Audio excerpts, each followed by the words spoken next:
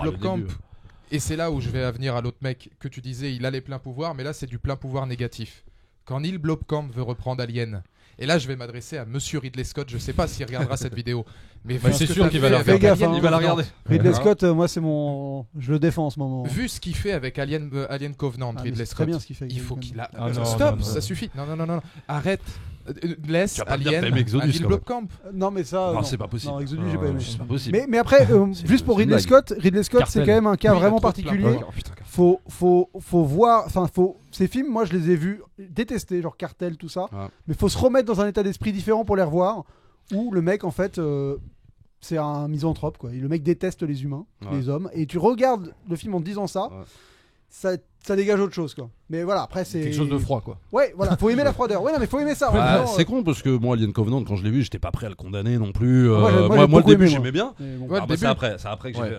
Bon, on va pas se lancer là-dessus Ouais, parce qu'on a, voilà, plus, voilà. on a plus de temps. Juste Ouais. une question rapide. Est-ce que vous voyez quelque chose comme un Deadpool 2 plus avoir autant de pouvoir créatif? Parce Ah ouais, que je ça a bien pense, marché. Ah. Et là, on. pense très que- rapidement, Tu sais que ça avec peut faire. avec C'est un juste oui et un intéressant non. parce que ça peut faire comme Avenger 2 en fait. Ouais, exactement. C'est-à-dire c'est que pour ça voilà je quoi, parlais de ça peut être l'effet Avenger Ça a 2, très bien c'est-à-dire marché, parce que attends qui c'est qui va le faire C'est pas le même gars. C'est pas le même gars. Le c'est mec pas de le John même Wick. gars. C'est pas le même gars. Non, il voilà, est de John bah, Wick. Le même gars est parti parce que il était pas d'accord avec la Ah voilà. production. Donc déjà ça sent pas bon parce Voilà. que Ah, voilà. la C'est pas prod le gars qui commence John à Wick, mettre. je crois. Tu vois, Alors, c'est ça qui est la- bizarre. la Alors que prod le commence à mettre son réalisateur nez. leur a apporté un Ouais. succès. Après, Et t'as c'est les- ça que les gens ils ont aimé, c'est que c'était différent. C'est que c'était créatif, différent. Voilà. Il faut que ça reste comme ça. Donc, Et t'as l'inverse mais les avec studios- Guardians de la Galaxie 2 où le mec allait encore plus loin. Ouais. Donc, Mais les ça, studios c'est- peuvent pas s'empêcher à un moment Donc, donné de forcément Donc on d'avoir sait une pas main- trop la si main ça va mise bouger là-dessus. au final. Bah ouais.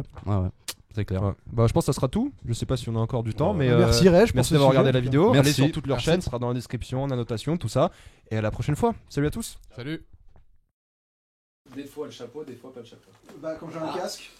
En fait, ouais, c'est un peu relou là. Ça fait chier. Mais autant l'enlever, je sais pas tout le temps, Laisse-le dans le coin, c'est pas. Ah ouais. Attends, Marc. Oui, je sais pas.